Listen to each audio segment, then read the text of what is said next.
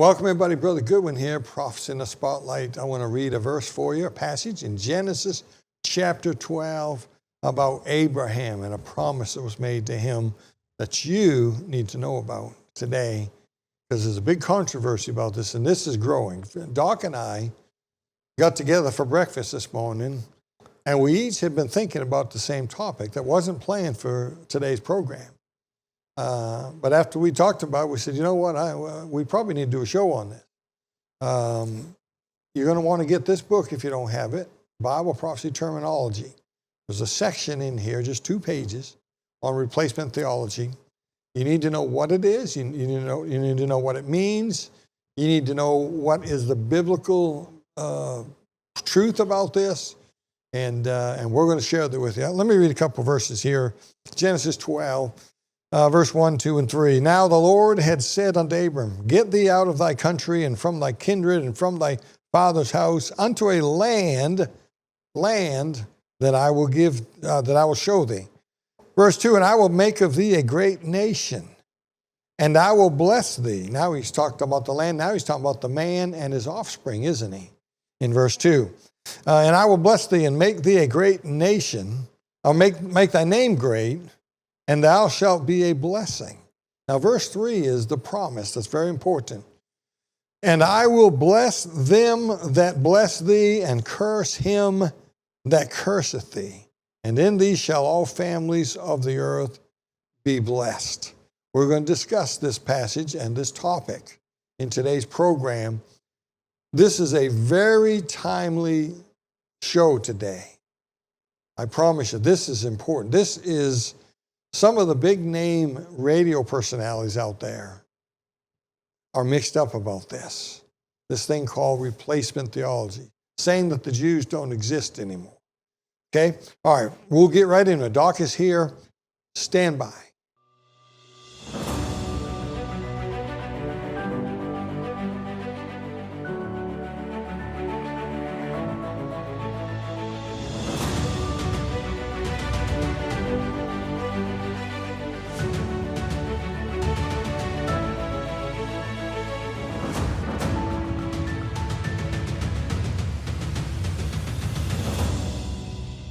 Hey, greetings everybody from Brother Goodwin and Dr. Charles Hiltebittle coming to you from the studios right here in Southern Illinois.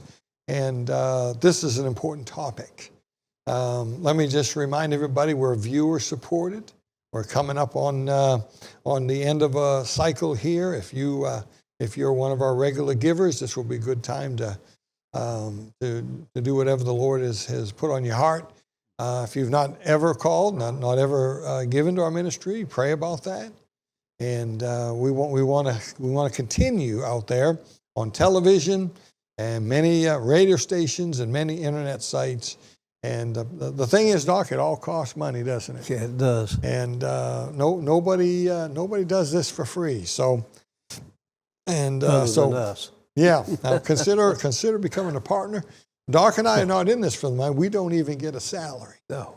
And we're in this, now maybe the Lord will bring in enough money, we'll be able to get a salary, but we're not in this for the money. You may have figured that out. But we're in this because we're men of God, preachers, called to the ministry. Yeah. And God takes care of us. We both have ministries on the side.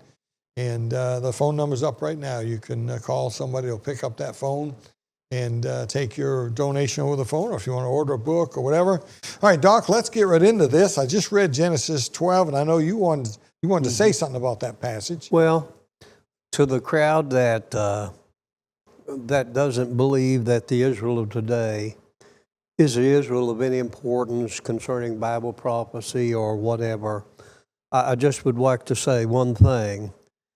If God can't keep this promise to Abraham, how do you know he can keep his promise of whosoever shall call on the name of the Lord shall be saved? So when I'm teaching on the Abrahamic covenant, I try to point out how important this really is. It is not only the fact that, in a nutshell, verse 3 is talking about the plan of redemption, the blessing of the nations of the world is what through the loins of Abraham going to become the nation of Israel, and in Israel a body is going to be made, according to Hebrews chapter 4, for the purpose of redemption's price. So if God can't keep his promise to Abraham, how do you know he can keep his promise to you of salvation? And great point, Doc. And in the Bible prophecy book here, Bible prophecy terminology, she'll put that up in a little while, but in the chapter, in fact, you wrote this chapter in the book, you actually mentioned that if God can't keep his promise here, if God cannot keep the promise to the seed of Abraham, how do you know he will keep his word to the spiritual seed, you and I? Well, you know, throughout, not only in Genesis chapter 12, but every time it comes up with Abraham, Isaac, and then Jacob, then the promise that's recorded in the book of Psalms, you find that this is something that not only started in Abraham, but as he said in the book of Psalms, I can't remember the exact location, but to 1,000 generations. Yeah. And so God made this. You pointed it out. He said, I will bless thee. I believe in the verses that are in context there, I can't remember, it's either 7 or 9 times where God said, I will, or it's inferred that this is what God is going to do. It's a promise. It is a promise. It's a promise. And it's all, as I often say, it was and is all about redemption. And That's God, what this is. God didn't say in this passage, if you will walk with me, No. if you will keep my law, I will do this. He didn't say it. Now, sometimes he says that, but not here. Then when you get over to chapter, was it 14 or 15, where the Abrahamic covenant is, you discover that Abraham's sound asleep when God walks between the halves. And I tell folks all the time, it's because redemption is too important for humanity to have had any part in it.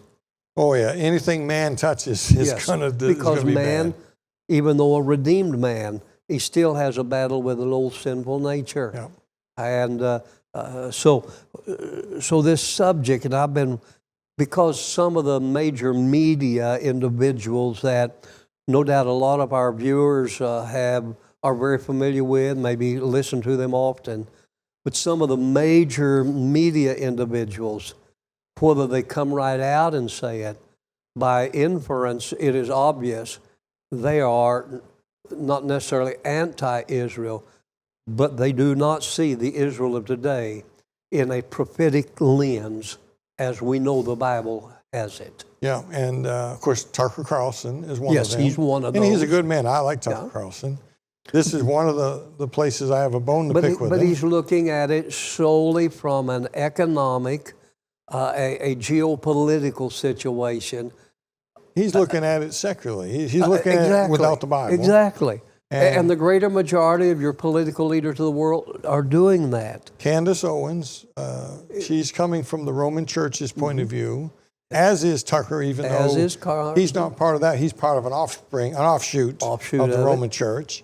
And so with that comes a bias. See, this is where it all comes in. And this is why when people say, well, the church fathers, that's when a big red flag comes up to me. Yeah. Because when they talk about church fathers, they're really referring to the revisionist of the day. That was the founders that prepared the way by the 3rd century for Catholicism to be brought on the scene. Yeah. This replacement theology is not just something that started with the Catholic Church in 300s. This is something that was in the writings of ancient writings that have been found and discovered. This is something that theologians of the 2nd century were discussing, these very ideas that finally incorporated into the setting of, okay, then it's obvious the Jews are guilty of putting Christ on the cross, which isn't necessarily true, because the Bible says Jesus willfully went to the cross. For this cause came unto the That's right. And so they said, well, that means that the promises now that God had made for Israel now that we're in a new era of age, we call the church age, and that's not necessarily an improper terminology, but it didn't start in 300. No. But they say now that we're in the church age, that means all of the promises that God had given and made concerning Israel now belong to the church. That is why for, 800 or so, maybe 1,000 years, the battles over Jerusalem between Roman Catholic leadership getting a different nation under their control, whether it was France or England or Spain or whoever, to go into what was called the Crusades. All about, because Jerusalem is the center of these promises, it belongs to the church. And so about the time the Islamic crowd would take it over, you would get another army together and go down there and get it back for quote-unquote Christianity. So this thing of replacement theology goes all the way back to at least the 2nd century of the church age. And it was in the formulation at least 100 years before it became incorporated in Catholicism. Let's go back to the roots here and help people who are watching right now who are saying, what do you mean by this? So let's define some terms here. Right. In the book that I have in my hands here, the Bible Prophecy Terminology that he and I wrote together, this happens to be your chapter, but if you don't mind, I'll read what you said here. And replacement theology is a term often used to describe a teaching that the church has replaced Israel in all the promises and the prophecies that God gave to Israel. Now, Doc, I can see people jump into this if you're not thinking. Right. I can see, he died so the people would be saved, become part of the church, and then of course, there's no Jew or Gentile, same today as far as the church goes. I can see people's reasoning this out, but let's help them with this. Gosh. Then you go on and you said, you defined the word. The word replacement literally means this: something takes the place of something else. Yes. That's pretty simple. Yes. What they're saying is, when God established the church after the cross, that church was to replace the nation of Israel. Yeah. That's what they're saying. They're saying. And we're saying that is absolutely not true. It cannot be, because in spite of whether you agree or not that the Israel of today is the Israel of the old, you cannot have final end-time prophecy without the Jews in their land, period. Absolutely. Yeah. And the 70th week of Daniel is part of the other 69 weeks. That's the thing. They're all about Israel. You cannot, I don't know how that people today cannot see with the light of all the other roads of prophecy. Because if you say that the Israel of today is of no end-time value, or as others are saying, well, they're not really the Jews of the Bible, it's because they don't really know history themselves, then you're saying that the 70th week of Daniel, how is it going to be finished? Because the first 69 weeks, or 483 years, was with Israel living in the land. And the last 7 is going to be of the Israel living in the land. I'd like to ask some of these people, the replacement theology people, I would like to ask them, when in Bible history did this take place? When did it happen? Yes. Was it at the cross? Because we know that can't be true, because the whole church was Jewish. Yes. For 5.5 months, at least. The whole, until the Apostle Paul began his ministry, which is farther down the road than that 5 months. Yep. It is obvious, because even after he's come back 18 months later and he goes into Jerusalem, there's a great debate concerning these Gentiles being baptized, and how does this fit? Because we're all Jews. So to say the replacement theology took place in the 1st century It's pretty obvious that's not the case. So they'd have to, I mean, if I was figuring it, if I was a believer in this, I would put the replacement theology after the stoning of Stephen. That's where I would put it. Yeah. But even that, I don't think would fit because it's still some months or years later. I think you would have to put it in with, you'd have The to put calling it of in Paul. with, no, I think you'd have to put the next place in after Stephen is when Peter gets this vision Up on the housetop. up on the Chapter housetop 10. and Cornelius comes. Yeah. And then the next is going to be with the Apostle Paul. But I know the Bible says, and Paul is very correct, and I'm not wouldn't correct him by any means because he wrote it under the inspiration of the Holy Spirit. But to the Ephesian church, he made it clear that he made of the twain one new body. He's talking about the Jews and the Gentiles. And so that's because they don't understand Romans chapter 11. Okay, so Romans chapter 11 talks about the grafting in Yes. of us. So Yes. share some of that. Well, he says, he said in verse 17, he said, and if some of the branches be broken off, and I try to remind people there's the word some there, not the word all. And thou being a wild olive tree wert grafted in among them. So it's pretty obvious that even Paul is alluding to the fact that during the church age, both entities are here. We know that there are one under redemption, but it doesn't mean that all the branches were discarded. Then he goes on to say, and with them partakest of the root and fatness of the olive tree. Boast not against the branches. But if thou boast, thou bearest not the root, but the root thee. Thou wilt say then, the branches were broken off that I might be grafted in. He said, well, because of unbelief they were broken off. And thou standest by faith. Be not high-minded, but fear. For if God spared not the natural branches, take heed, lest he also spare not thee. Behold, therefore, the goodness and the severity of God on them which fell, severity, but toward thee goodness, if thou continue in his goodness, otherwise thou shalt also be cut off. And he goes on to make it clear that there's a time coming when those branches that have been laid aside were not discarded. They're going to be brought back and put back in again. So I have said this for years, Doc, and I've said it on this program many times.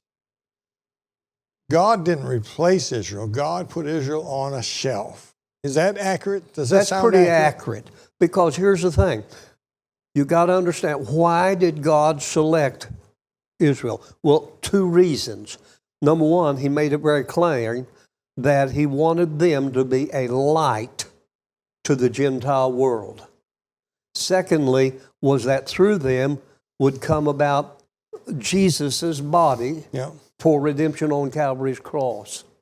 And so these are the two things. So now, because the Jews did not really share the light, and because they rejected the redemption, they chose to stay in Judaism and put their trust in the things of the sacrifices, the symbols of him, instead rather of the than body. in the person. They literally brought that body into the world. So because they were not the light that they should have been, and they didn't accept their purpose with this thing of redemption, God lays them aside, and he now uses the church to be the light of the world.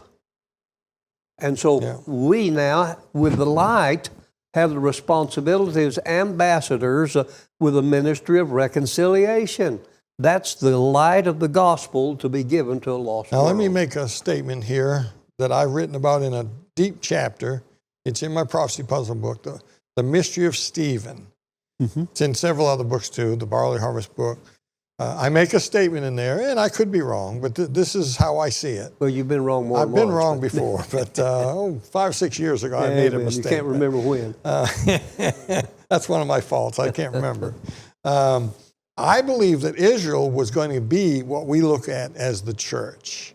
I believe in Acts chapter 7, that was the final plea of the final prophet of the house of Israel, Stephen, to the leadership of Israel. And of course, Paul is he's there, and he's holding the garments. Yes. And his name is Saul at that time. And he started at Abraham, went all the way to Moses, gave the history of the Hebrew race, and then ripped their face off. Israel, you've stoned all the prophets that God has sent unto you. And then they stoned one more. They picked up rocks and they stoned Stephen. Right. He's lying on the ground. I believe it's the feast. I believe it's 6 p.m. Feast of Trumpets. That's when I believe this happened. 5.5 months after the cross. I don't have time to go into all that. I can't prove that, but that's what I think. And I believe at 6 p.m. he's lying there getting ready to die, and heaven is opened. Yes. God opens a portal, and he sees a door, Jesus.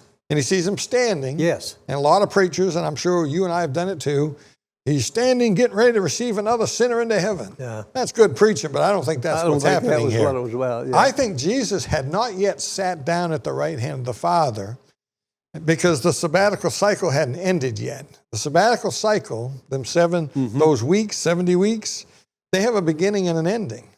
And that beginning and ending is not Passover. It's Feast of Trumpets. It's right, yes. And I believe Jesus dying on Passover, there's 5.5 months left before Feast of Trumpets, the end of the cycle. And I believe that's what we're looking at there. It's obvious that because we know that the first church was all Jews. Yes, for 5.5 months, that's all they're reaching. You see that in Acts chapter 10. Cornelius is wanting to get saved. I don't know when the vision of Peter was on the housetop in relationship to all of this. It's after Saul gets saved. But it's after that. Yeah. It's after chapter 9. Not long after, I'm sure. No. But yes. Everything changes when Stephen dies. Yeah. They're now going to go after Gentiles like they're supposed to. God didn't die just for the Jews. No, because you read it a while ago. The promise was to be a blessing to all the families people. All the families of the earth shall be blessed. That's right. And I'm glad you caught that because I didn't. But, I mean, I've heard preachers say this. I mean, good preachers. I've heard them say, man, I thank God the Jews didn't accept him because now I got in. In other words, somehow they think that God was only going to save Jews. No, absolutely. No, he always had it in his mind because Jews, they were to be the light of the world. But they were for 4,000 years. Yeah. If you wanted to know God in the Old Testament, you had to go find a Jew. He had the oracles of God, the scriptures. But even think with me a moment. You go to the book of Matthew. Matthew is presenting to the Jews your king. Yeah. And what does he talk about? He talks about ye are the light of the world.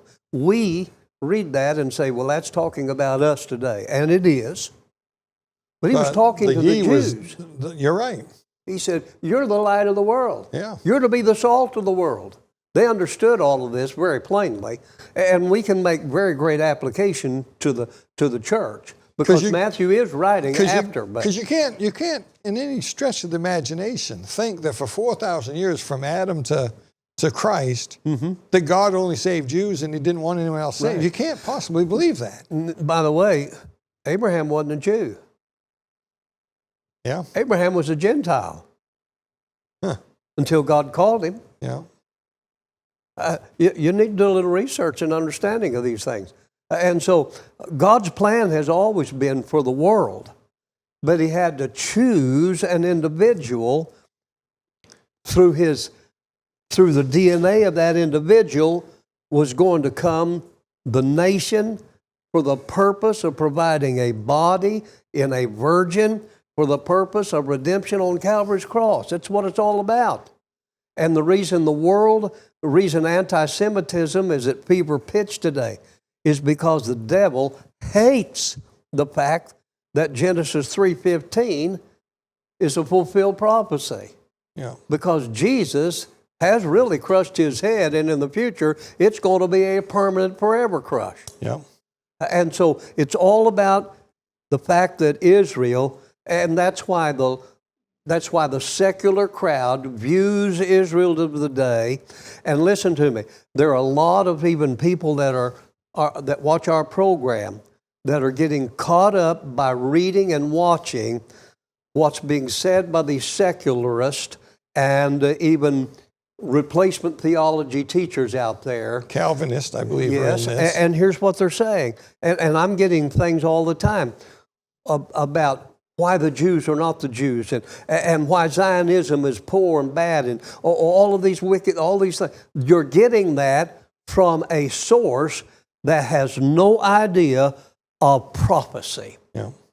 Because you cannot have end-time prophecy without the return and the fulfillment of Ezekiel 36 and 37. You cannot have end-time prophecy. Son of man, can these bones live again? You can't have it. Yeah. And So boy, to believe in a replacement theology, then I suppose their idea would be, well, then whenever the rapture takes place, God's going to once again replace the church with them. Well, in one sense, He's going to do that. But listen, when the rapture takes place, it may close out the church age because the rapture is of the saints. yeah. When people say it's rapture of the church, I say, okay, show that to me in the Bible. Yeah, so it is. Never says the church is raptured. It's It's the saints. And true, the saints make up the church, but there's a Yes. but it's not the same thing. Right. Not And- everybody's in the church, but that's for another Baptist study. doctrine for another day. And I realize that theologically there's even differences among Baptists and between Baptists and Methodists and all these others. That's all for another study, I guess, but that has nothing really to do, I think, with prophecy. Yeah. And so But to say that Israel has been replaced by the church, so if the church isn't going to be here for the tribulation, then who's going to be in the place of Israel? I think, and that goes with the post-trib doctrine and the mid-trib doctrine. That may be. They almost have to believe in this. Absolutely. They almost have to believe in this replacement because they're looking at Matthew 24. Yes. They're seeing us. Yeah. And I'm telling you, that isn't They're us in seeing- Matthew no. 24. That's Israel. That is Israel. Well, the clock is ticking Oh my, down, Doc. we've lost time. Do you think that we've helped somebody today? I hope. I really Let me do. read this final quote in this chapter. Get this book, folks. There's a lot of help in here. Nowhere has God said He made a mistake and has gone back on His word to Israel. Replacement theology really hinges on anti-Semitism. A study of the 11th chapter of Romans refutes this erroneous teaching. That's a good way to end the chapter and I guess to end this program. And folks, do you know where you're going when you die? Amen. When that trumpet sounds, will you go in the rapture? Are you sure about it? Do you know that you know? I hope you've been born again. I hope you've trusted Jesus as your Savior. He was a Jew, by the way. And this is a Jewish book we're reading right here. Hey, if you need any help with that, contact us. But until next time, keep your eyes on them skies.